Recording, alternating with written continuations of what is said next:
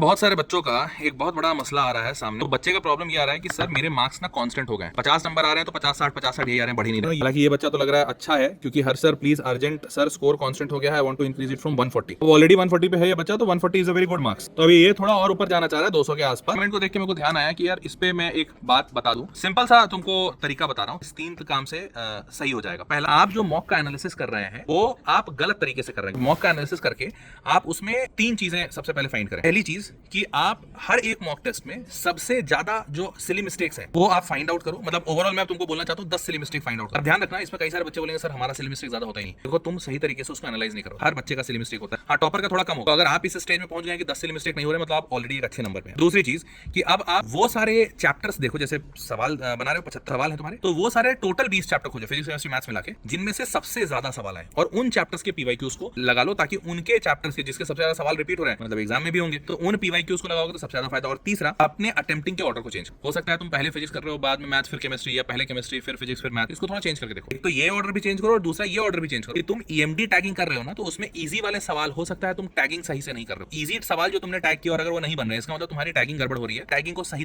तरीके से करने की बेसिकली कोशिश। 3 चीज करके देखो, 3 चीज से फायदा होगा। सारे लोगों को बोल रहा हूँ, जोर लगाते रहो, मेहनत करते रहो, कुछ ना कुछ बढ़िया निकालोगे। बस लगे रहना है। कहते हैं ना, समुद्र मंथन होता रहेगा तभी जाकर अमृत निकलेगा। मंथन छोड़ना नहीं, तो लगे रहो। आई एम प्रीटी श्योर कुछ अच्छा करोगे।